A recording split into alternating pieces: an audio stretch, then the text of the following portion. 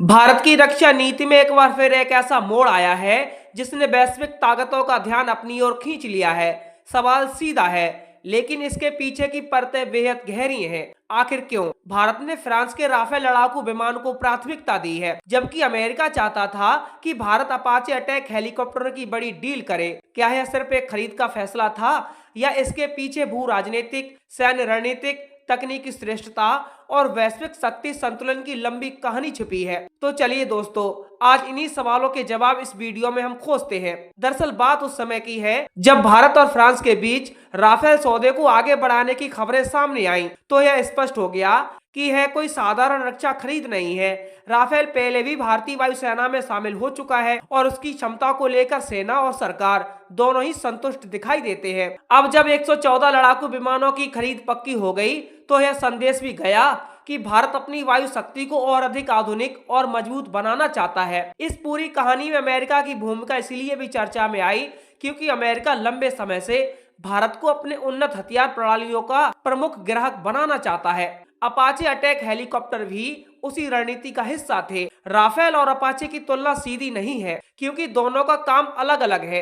Rafale एक multi role fighter है जो हवा से हवा, हवा से जमीन दोनों प्रकार के मिशनों को ज्यादा अंजाम दे सकता है। यानी यदि हम कहें तो यह मल्टी रोल फाइटर एयरक्राफ्ट है। यह लंबी दूरी तक मार करने, दुश्मन के रडार से बचकर घुसपैठ करने और आधुनिक मिसाइलों के साथ सटीक हमला करने में सक्षम माना जाता है। दूसरी तरफ अपाचे हेलीकॉप्टर है, जिसे मुख्य रूप से जमीनी युद्ध में टैंक और बख्तरबंद वाहनों को निशाना बनाने के लिए बनाया गया है। वह कम ऊंचाई पर उड़कर दुश्मन के ठिकानों को तबाह करने में माहिर माना जाता है। इसीलिए पहली नजर में यह तुलना आसान लगती है, लेकिन जब बात रक्षा बजट और रणनीतिक प्राथमिकताओं की आती है, तब हर खरीद का असर दूसरे फैसलों पर पड़ता है। भारत की वर्तमान सुरक्षा चुनौतियां दो मोर्चों पर केंद्रित हैं। पश्चिम में पाकिस्तान है तो उत्तर में चीन है। चीन के साथ वास्तविक नियंत्रण रेखा यानी एलएसी लगती है। इसी तनाव को देखते हुए भारत ने अपनी वायु और मिसाइल क्षमता को तेजी से मजबूत करने का निर्णय लिया।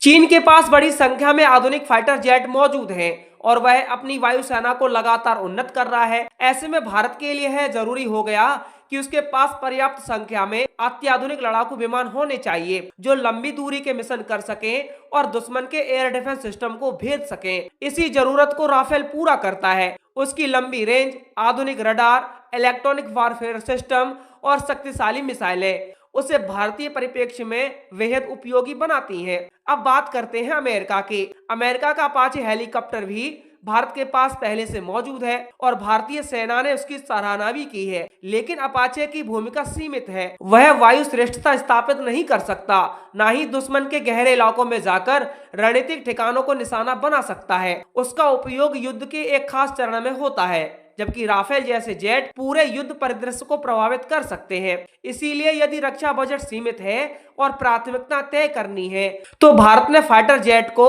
हेलीकॉप्टर पर वरीयता दी। इस फैसले का एक बड़ा पहलू तकनीकी हस्तांतरण और स्थानीय निर्माण से भी जुड़ा है। फ्रांस लंबे समय से भारत के साथ रक्षा सहयोग में अपेक्षाकृत लचीला रहा है। वह तकनीकी साझेदारी और उत्पादन में भारत की भागीदारी को लेकर अधिक खुला रुख दिखाता रहा है। यदि भविष्य की डील में अधिक उत्पादन भारत में होता है, तो इससे न केवल रोजगार बढ़ेगा, बल्कि भारत की स्वदेशी रक्षा क्षमता भी मजबूत होगी। दूसरी ओर अमेरिका अक्सर अपने उन्नत प्लेटफॉर्म के मामले में तकनीकी हस्तांतरण को सीमित रखता है। यह भी एक कारण माना जा रहा है कि भारत ने दीर्घकालिक रणनीति को ध्यान में रखते हुए फ्रांस के साथ आगे बढ़ना बेहतर समझा। राजनीतिक दृष्टि से भी यह फैसला महत्वपूर्ण है। भारत अब किसी एक शक्ति पर निर्भर रहना नहीं चाहता। ना ही वह रूस के साथ जाना चाहता है, ना ही अमेरिका के साथ जाना चाहता है। वह अमेरिका, फ्रांस और रूस अन्य देशों के साथ संतुलित संबंध रखता है। यदि भारत हर बड़ी रक्षा खरीद अमेरिका से ही करता है,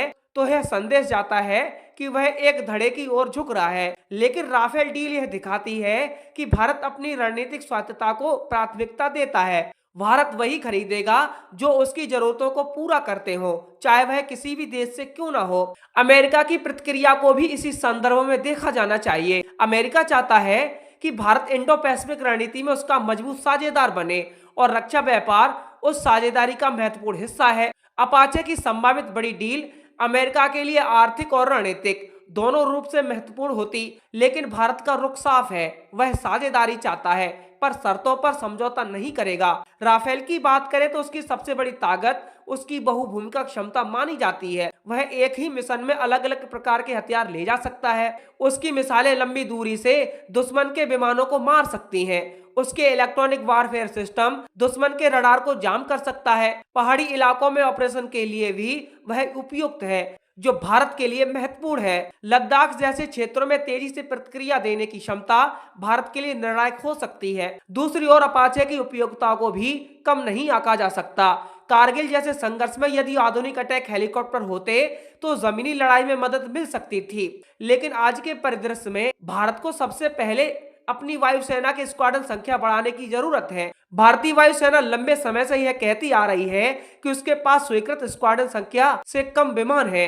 ऐसे में फाइटर जेट की खरीद प्राथमिकता बन जाती है। इस पूरे घटनाक्रम ने यह भी दिखाया है कि भारत अब रक्षा खरीद को केवल सैन्य आवश्यकता के रूप में नहीं देखता, बल्कि उसे व्यापक औद्योगिक और रणनीतिक दृष्टिकोण से जोड़ता है। यदि राफेल डील में स्थानीय उत्पादन, मेंटेनेंस हब और सप्लाई चेन का निर्माण शामिल होता है, तो इससे भारत की अर्थव्यवस्था और तकनीकी आधार को लाभ मिलेगा। यह दीर्घकालिक आत्मनिर्भरता की दिशा में कदम है। दोस्तों, अब यह सवाल नहीं बचता है कि राफेल बेहतर है या अपाचे।